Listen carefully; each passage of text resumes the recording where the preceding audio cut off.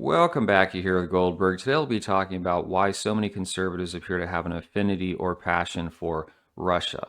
And with this, I'm not referring to you appreciating Dostoevsky or Tolstoy or Tchaikovsky, but rather the modernistic religious slash political orientation towards Moscow. I believe it was in the 1500s when he had that famous declaration of Moscow being the third Rome, the last hope for Christendom. And the relationship between Russia and the West, even the Christian West, has always been very complex. There were attempts by Catholic powers to make inroads into Russian territory. Obviously, Russia had its own imperial ambitions, which clashed with some of the interests of the UK at varying times, Austria. But in particular, the flashpoint of 1917 is difficult for many on the right to get past. And it's interesting to see how there's almost, it's not a one-way relationship as far as Russia influencing the United States, because many of these modern Russophiles, I suppose, will attempt to inject something of a Lulbertarian argument into the narrative behind the fall of the Tsar. So Matthew Raphael Johnson is an example. He's an interesting character. He claims at various points that Russia did not have a central bank until the communists took over. I thought that was very compelling. I looked into it, and I do not think that's correct. There was a state bank of Russia erected in the 1860s. You also had a peasant bank. Now, they didn't nationalize the entire banking industry until the Soviets took over. But even there, in the US, a lot of libertarians will say the Fed can't be trusted because it's a private bank and Congress is supposed to coin the money. But you might make the argument if Congress created a government central bank like you have in many European countries, that would be constitutional. Although you still have a central bank with old shenanigans. So I'm not entirely certain that changes everything.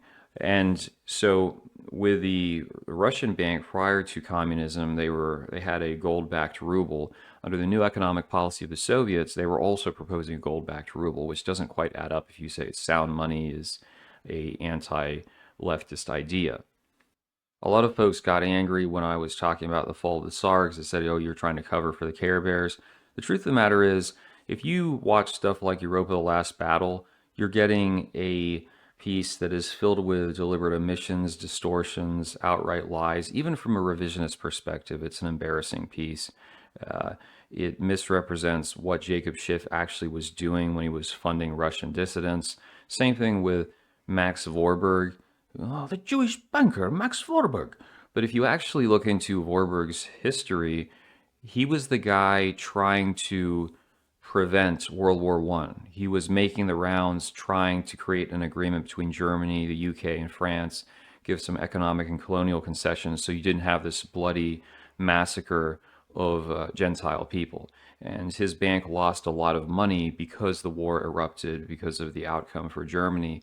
Same thing with his brother Paul, who was situated in the United States, helped found the Federal Reserve, but was actually a very strong advocate of sound money and did not like FDR's moves to go after gold and essentially unleash the behemoth of today. So I'll be talking about, I don't have time in this video, it'll become too much of a tangent, but there's a lot more to that story than people let out if they just follow these little tracts and whatnot. Fast forward to the early 2000s, the Soviet Union no longer exists. Russia is suffering from the after effects of being graped by foreign financiers, and yet there's still an opportunity to clip Putin's wings, make him a soy liberal reformer type, if neocons can just get around the negotiating table. But unfortunately, as is often the case, they don't want cooperation. They are obsessed with hubris and domination. So you have this fellow with a mustache, Khodorkovsky. He was one of the oligarchs. He owned a gas company. He was trying to transfer shares to ExxonMobil, which would have given a company headed by Rex Tillerson, close friend of Condoleezza Rice and the Bush people, control of a large part of Russia's natural resources. Putin says no, it has to stay under Russian control. He puts Khodorkovsky in prison. Also, this other guy, Berezovsky, is embroiled in a corruption scandal and has to flee. Both of them try to pretend, oh, they're soy democracy activists to one degree or the other. And that sets up this idea of Putin being the horrible pariah, this gangster, the gas station with nuclear weapons, as John McCain would say, that's unnecessary tension. You could have had partnership, but instead they decided we have to wipe them out. And it leads you to a situation, some of these proposed maps you might have seen after the invasion of Ukraine, where they want to rip Russia into a bunch of mini states so that it's essentially just vassals and can't do anything to challenge the might of the Western world. Now, just don't get it twisted because there are many rich and powerful care bears, in fact, backing Putin in Russia today and around the world. However, symbolically speaking, if you're one of these right wingers, you see Putin versus Zelensky, the care bear. Zelensky's government spokesperson, not that British tranny, but this other girl, is also care bear. You have Wendy Sherman, Victoria Nuland, Tony Blinken, also the oligarch in Ukraine that backs Zelensky. They're all in the tribe. So that's where this idea probably springs forth, and it's led to heightened, lack of cooperation. Another person of interest would be Bill Browder, who was the grandson of an American Communist Party leader. He was active in finance in the 90s, early 2000s, and his lawyer was detained and died in Russian custody, I want to say in 2009. So there's a backlash, which leads to a special act in late 2012 to sanction Russian oligarchs, people close to Putin. Putin responds by banning Karens from being able to adopt Russian kids because there were cases of them dumping off these children who had maybe fetal alcohol syndrome or autism on planes and sending them back to Russia. And the tension only continues. Obama is reelected and it comes out, despite previously being fairly socially conservative, he says he supports gay marriage. Russia passes a law banning the spreading of gay propaganda. There is no gay marriage in Russia. It's codified in the Constitution. More recently, they banned the gay movement from being in operation. And so that sets up a contrast. Obama's endorsing gay marriage. The Supreme Court strikes down DOMA. You already have the Don't Ask, Don't Tell repeal. For a lot of conservatives, they're losing the country, whereas Russia is safeguarding it. Russia is holding back the Antichrist, as it was once said that Tsar Nicholas was doing. And 2014, famous video of the Cossack militias whipping Western feminist-style people in the streets. This is what made the manosphere really interested in Russia. And I remember guys claiming masculine men should move to Russia, regardless of anything else, just because they whip feminists and they don't support the gay movement. It has become a bit of a flashpoint. And of course, we cannot forget to mention the impact of Orthodoxy and its growing popularity for American conservatives. For a long time, if you were a prominent right-winger in the US, it was like a rite of passage where you became tradcath. Bob Novak and Pat Buchanan did this amongst many others. The idea of the Catholic Church being more robust in rejecting the modern world than these loosey-goosey capitalistic Protestants. But at some stage, it became orthodoxy. And I can't separate it from the fact that Putin making this contrast. I don't think Putin himself is religious, but he understands the importance of symbolism. So he began embracing the Russian church more so. And therefore, if you're an American viewing this, Barack the Booty Obama versus based trad, beards, all this stuff, you're going to take note.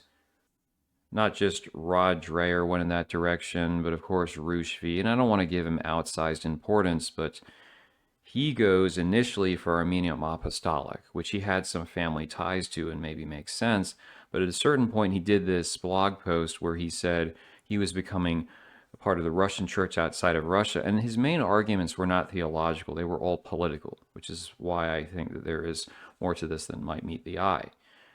Once more, Russia is rejecting gayism, the decline of the West, so that's the direction people should go in. And I think that Roosh really screwed over his followers because if he had chosen to be a base Protestant or tradcath, they would have had an easier time, these guys being often in their 30s and 40s, to find a mate. But if you join the Orthodox Church, you're basically a bunch of old babushkas and young inkwells. That's the majority of the attending population right now.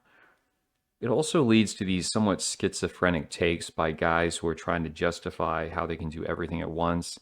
So I saw a post by a dude who had the perfect heaven on earth Filipina girlfriend, but he had to leave her because he needed to be part of an Orthodox community. He couldn't be Catholic, possibly. There's no way. And he was hoping he could move to Greece, become Greek Ortho, but also maybe meet a girl who's half Greek and half Filipina to marry. So these guys, if you take them outside of their echo chambers, they sound like complete nutcases, but it is what it is. And now that ties as well to the whole concept of hostility towards Care Bears, because Seraphim Rose is someone they cite quite extensively. Now, I had no idea because I saw this name tossed around, but I just recently learned he was a homosexual. And I believe he was an open homosexual even when he was part of the church for a while. Which goes to a point I made in a blog post some time back where maybe the gay cells are just more extravagantly right wing than the straights for some reason. Maybe it's kind of like being a minority and trying to compensate. Sort of like you see Ramaswamy running around trying to outdo everyone else just to fit in, but still at the end of the day, they're like, you're not really part of this. I don't know. It does align a bit. Seraphim Rose gave some degree of backing to the protocols being a legit document, although he was trying to make the connection that Hitler had used it to try to fulfill his own designs of being this king instead of the Care Bear king of the world, but he would be the king of the world. Now, I've read the protocols, and they came off to me like something that was written by a person who really didn't like Catholics, written from the perspective of maybe someone enmeshed with a royalist association of one degree or the other. And there's that discussion of Freemasons, but what's interesting, like Kerensky, many people will claim that Kerensky, who was the initial guy who replaced the Tsar before you ended up in communism, they say he's a Care Bear. He was not. That's a very common lie that's trafficked. He was a Freemason. But even with Freemasonry, they'll say the Freemasons overthrew the Ottoman Empire. But the collapse of the Ottoman Empire was a boon to many European powers. But it's like they make these people evil because they might bring down a monarchy, even though that monarchy was not necessarily supported by other monarchies that might have even been Christian. So you've got to be careful with a lot of these right-wing conspiracies because in many cases they're not consistent from one point to the next when they're trying to assign blame. But yeah, it's just bizarre that one of the most based trad figures in the Russian Orthodox Church that a lot of these people cite was in fact a homosexual. And I've sometimes wondered if Roosh himself was not maybe bisexual because of some of the stuff he said about women. And when he became based in trad, his big fixation was that if you admire a female's behind, you're going to become gay. Which, all right, let's say you agree with that, but if you like a girl's ion cannons, couldn't you potentially go down the dark side and have an appreciation for obese gay men with man boobs? I don't know. I'll let you guys sort that out. Anyway, I kind of got off the main topic here, but it all comes together. You have to have this somewhat mystic, semi-paranoid, very idealistic viewpoint to accept a lot of these narratives, at least at face value, but it is kind of compelling and interesting at times. Just a few final points, then we'll close. First, Bill Browder has advocated taking the frozen Russian assets and giving them to Ukraine, which would help them kill more Russians. Some European politicians are chiming in the same way.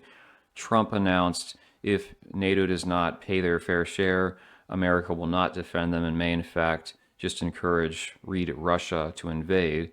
That means how extensive this relationship has become, where now a lot of the true conservatives in the U.S. do not even support the traditional neocon foreign policy values, which is why I believe most of the neocons I've said before are going to enter the Democratic Party and then have conflict with the progressives therein. You also just heard from one of the European people, I think in Germany, they said they need their own atom bomb because they can't rely on the United States for defense. So you see where this is all gone, and it's probably going to become worse in the sense that, not necessarily my opinion, but we're just talking about it accelerating, where, like I said, if you are in the Republican Party, you're going to be hard-pressed to still maintain neocon positions outside of Care Bear land. So once more, what will the Democratic Party look like, and will it become less and less acceptable if you are a conservative to advocate any degree of hostility towards Russia? You guys all let me know what you think.